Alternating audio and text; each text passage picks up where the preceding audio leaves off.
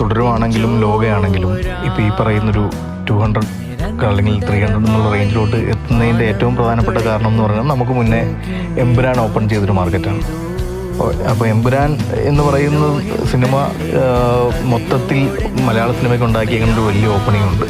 അത് നമുക്ക് ഈ പറയുന്ന നമ്മുടെ വേൾഡിൽ നിന്നുള്ള കളക്ഷൻസും അല്ലെങ്കിൽ വേൾഡിൽ നിന്ന് ഡിസ്ട്രിബ്യൂഷൻ എടുത്ത ആളുകളൊക്കെ സംസാരിക്കുമ്പോൾ ഇങ്ങനെ ഇല്ലായിരുന്നു മലയാളത്തിൽ.